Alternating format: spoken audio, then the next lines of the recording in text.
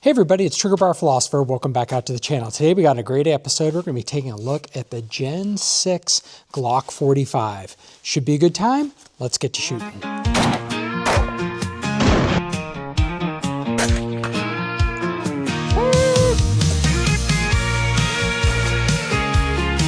folks, we are talking about the new Gen 6 from Glock in their 45 model. Now, again, just for clarity, 45 is the 45th Glock or so that they have designed and come out with. We didn't really know about them till 17-ish. 45 is the 45th model that they have been working on. It's a 9mm.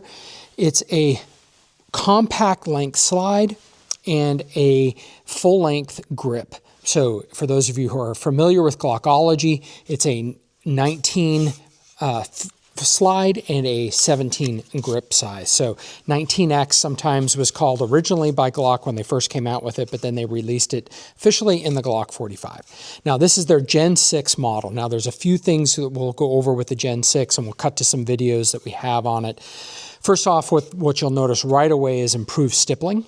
So it's definitely, I don't know, they're calling it their R1 / whatever, blah, blah, blah. I'll put it up in the corner. They have that new stippling. It's definitely better. It's aggressive, but it's not overly aggressive. It's not as aggressive as some handguns. And I would say like the M&P 2.0 is more aggressive than this, but it's definitely more aggressive than what Glock used to be. So be that as it may. Also, it goes up higher on the gun, which I like. And I think that's a good change. So again, more ability to grab onto it. Now, one of the other first things you'll notice is it's far more rounded, meaning you don't have the Glock feeling like you're holding on to a brick. And I don't know how I'm going to like that when we get into shooting. So time will tell, but I just want you to be aware it's more rounded like a PSA dagger might be, and you know, the Walthers and the PD and the HKs, so on and so forth. It's also slightly swollen down at the bottom, not much. I don't know that I can really feel that when I grab onto it like I can with an HK or a Walther, but I think that that's something to be aware of. And then it also has a bigger mag well at the bottom, which is awesome. Now, a big change that I noticed that I haven't heard others talking about is that the backstrap, and we'll talk about that, and I'll show some footage of that as I'm putting it on. I went with a large backstrap. I really like that because I can put meat of my support hand, the palm here of my thumb, the meat of my thumb, onto that support side of the grip. And the more of that I have on the gun, the more control over the gun that I have. So that's something that you want. So I like putting on the large backstrap for that. And the backstrap is different. It used to be in the Gen 5 and 4 models, when you added a backstrap to it, it also added more beaver tail. Now the beaver tail is built into the frame, so without a backstrap you get more beaver tail, and with their backstraps it cuts off right here. Now I don't know, for those of us who add these backstraps, if that little ridge there is going to provide any kind of irritation or not. I don't know, just something I'm pointing out, something for us to look at. Now, I do think the big change and improvement is the undercut that's going on right here. Allows you to grab much higher up on the gun, get your hand. It just feels like, because I'm able to grab so high with this finger here, that I am able to put a lot more upward pressure, and that pushes my hand up higher on the gun, which allows the cycling of the gun to happen closer to my hand, which allows, you know, physics-wise, there's less torque. The higher up you go, the more torque there's going to be in rotating that gun backwards. So I think that's all very positive. In fact, I think this is one of the most positive. The grip is really awesome. Now, the next thing we're going to talk about is they did update the optics mount, and I'm pretty excited about that. They went with a direct mount, but they put the two screw holes very close together, and I'm going to show some video footage of that. I believe it came out to be 0.074 inches between those two screw holes. Now, on a totally different gun, totally different setup, they had a similar plate to that, and it ripped through in that very small distance between those two screws, because they had two holes there. It actually tore through and caused the plate to fail. I'll be interested to see if that happens. In particular, I'm interested to see if that happens on the 10mm, 45 and 40s that are going to be coming out in future generations. Probably for 9mm, it should be fine. And probably with the Glock metal and metallurgy, it should be fine as well. But I just want to point that out for it. Then next, I want to point out is that with their adapter plates, you get 3. One is for an RMR, one is for a Seymour, one is for a Delta Point Pro. They're just really plates that provide the bosses or the little nubs to lock in up on the optic itself. I think that the plastic is fine. There's nothing wrong with that. But what I am noticing is that because it's not for a specific optic, Delta Point Pro RMR, it's kind of meant to fit all of them. The cut has to be as big as the biggest one that's on the market. I don't know what that one was designed. But if you notice, I have the Vortex Defender ST on here, and there's a gap in between the front of the cut, or the back of the cut, and the front of the cut. So I don't know what that means. It could be good, it could be bad. And my guess is that future aftermarket people are going to address that with plates that you can get that allow this to be in a little bit more snug into that system per the specific optic. That's a guess. I don't know. Well, I don't know.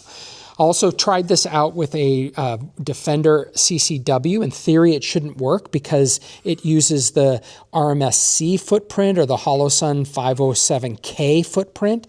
And so that really shouldn't fit on this. But because that RMSC and the Delta Point Pro footprints, they're actually the same footprint in terms of where the screws go and where the bosses go. So it could fit. You just notice as I fit it on there, there's an even more gap, and I don't know if that gap is important or a failure point. My guess is that both Glock and aftermarkets, and I already know Glock Store is pre-releasing them. I haven't been able to get my hands on one, but I know that they are coming out with that in the future. So if you want to put like an Holosun EPS or the CCW because it fits better on the width-wise of the frame, you may want to wait for those to come out. So right now, again, I have the Defender ST from Vortex on here. And again, it does not co-witness. The traditional or the factory Glock sights aren't up high enough for how tall this base layer is on this Vortex Defender. And I think that's intentional. I don't think I also have the Holosun 407C showing on here. Same type of thing. You still have fitment issues, the front and behind, and also you can't co-witness. So no perfect solution for that with the Glock factory sights, and a lot of people just replace those Glock factory sights anyways.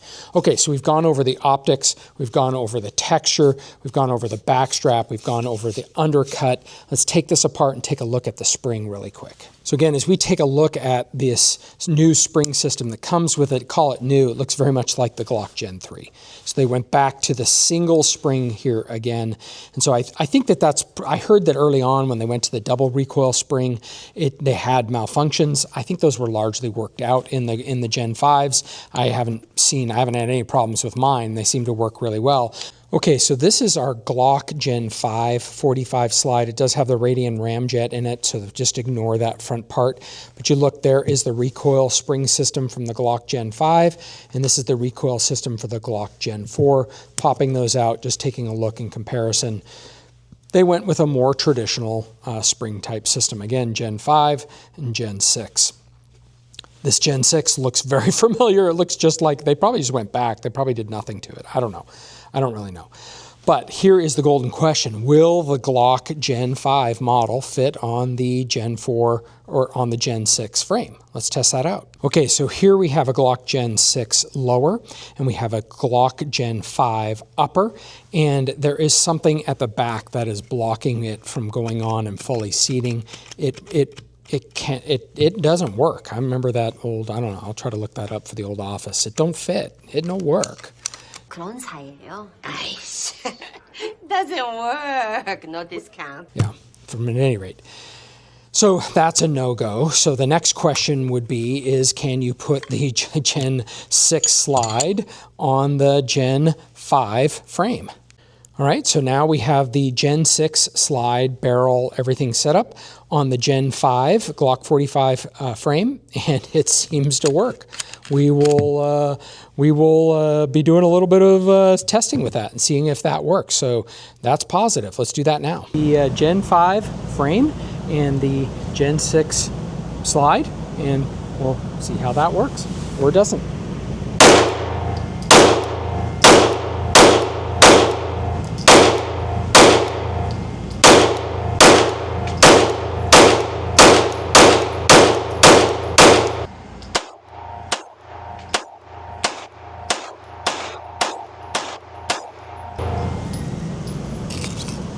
seems to work. I don't know why anything would be wrong with that. All right, well, so we have our Gen 6 45 that we're going to start shooting and start testing. We've already tested with the lower, but now let's test it as a complete package. I will leave it to another video to see if that Radian ramjet from the Glock Gen 5 works in the Gen 6. Don't know, but I will be sure to test that out and stay tuned for a future video for that. But now let's see how this thing runs, see how it shoots, and we'll kind of shoot it back to back with the Gen 5 45 and see how they compare. Well, first shots for me with the full Gen 6 and Glock 45, which again, I really like this setup with the long grip and the short frame. So yeah, and we are just testing out some 115 grain Winchester, I believe, for our first shots. So 115 grain Federal American Eagle, that's what it is. I don't know if I'm going to be able to adjust the dot on this, so we'll just see how it goes and where we shoot on paper with an unzeroed dot.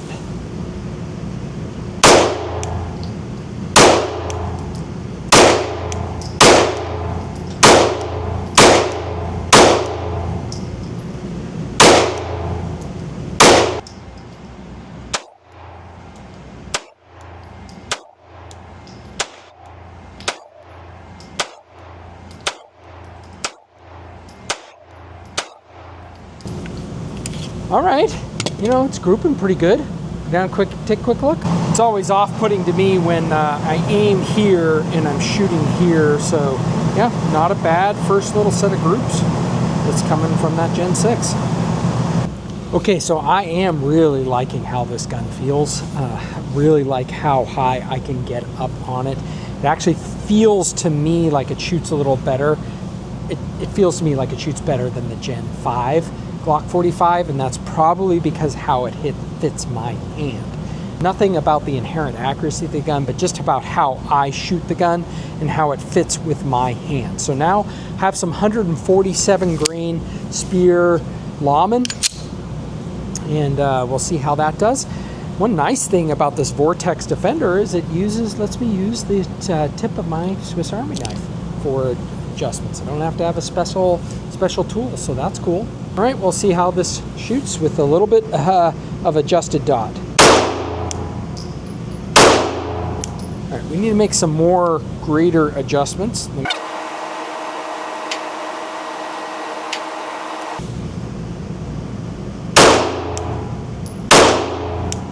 All right, see how we're doing now.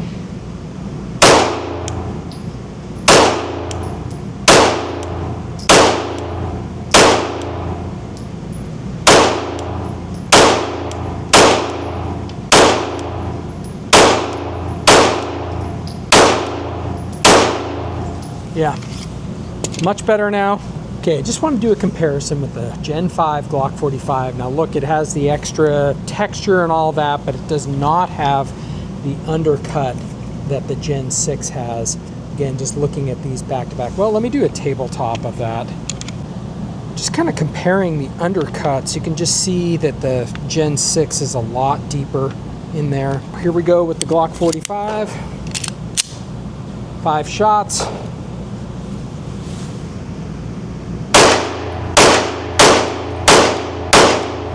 It's going to be hard to compare with the ramjet and the one and not the other. I don't have the correct bit to get the ramjet off right now. Sorry about that, folks.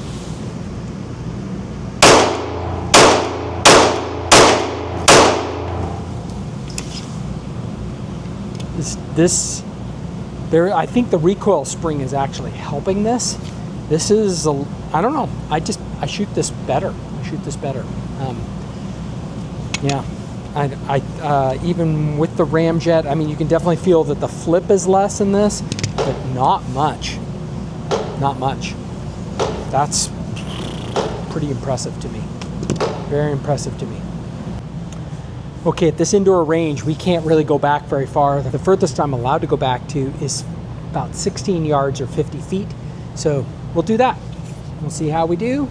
And I do have some self-defense ammunition in here. So I have some 124 grain Federal HST Plus P. So we'll see if that runs in the gun. It's good to check jacketed hollow points, things like that.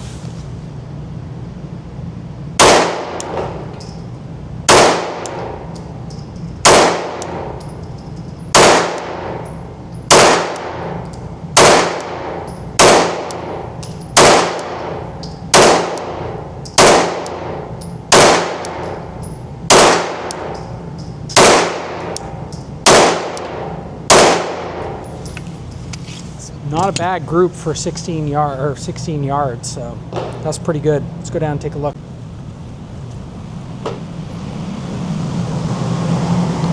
Okay, this is the group that I just shot with the self-defense ammunition at 16 yards. Again, this is my hand, right? It's the palm of my hand, that's my fist. That's not a bad group. It definitely is high and a little bit right for the ammunition, but at any rate, yeah, I'm very excited about that. One of the things that I wanted to go over is the trigger. It does have a flat face trigger on there, which I think is nice. It definitely is nice. But again, let's just kind of go through what the action of that trigger looks like from this angle. You pull down here, there is a lot of mush, right? There's the traditional, you pull back, you have a lot of tension, and then through the mush, and then the reset,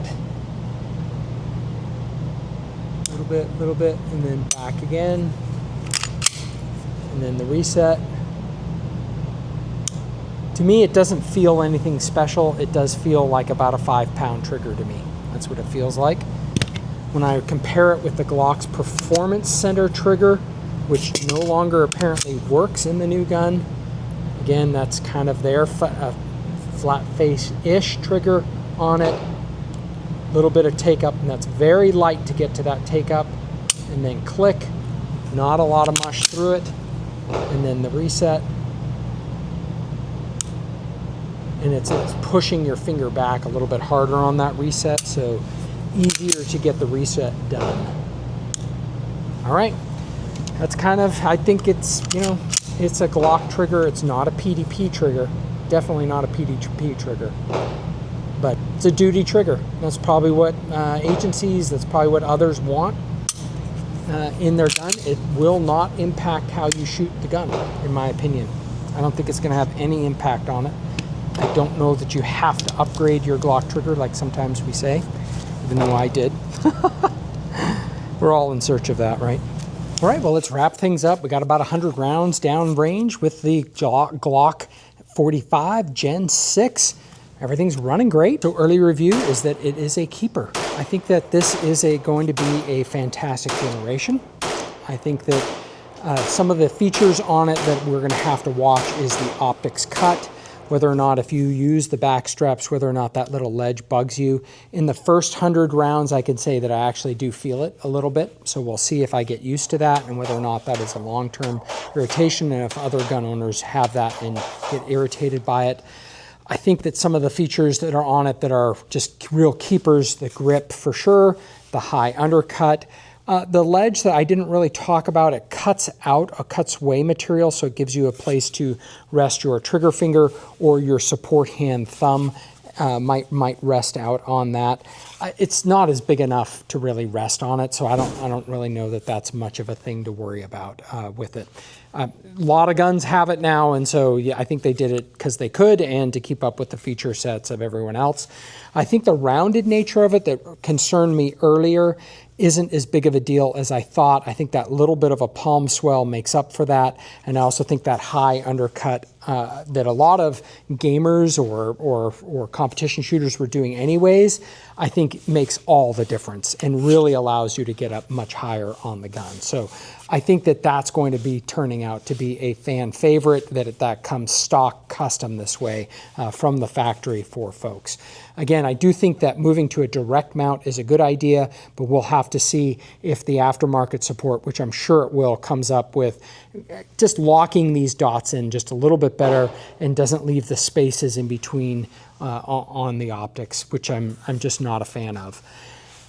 Yeah, I'm sure that this will be a fantastic generation. I'm super excited to see the Glock Gen 22, which I have a report on my channel coming out, that should come out early this summer, and that potentially and we've already have Joe Jones, who's been on my channel on my live stream, who has mentioned and has actually shot an early prototype of it. So we know that that is coming.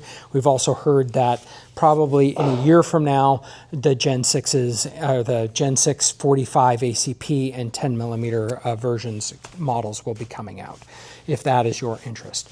Okay, well, with that said, let me know what your questions are about the Gen 6 Glocks, if there's something that I can answer. What's your opinion about it? Is this a must-have, or is this like, meh, I already have a Glock, Don't need another Glock? I get that too. Put it in the comments below and let me know about it. Hope everyone has a great week, and let's get you shooting. Out here in the US of A, where our spirits run free, tread our philosophy. From pistols to rifles, we take on the best. Reviewing each weapon, put it to the test. With revolvers and shotguns, we'll break it all down. The Second Amendment protects from the crown. Living for freedom.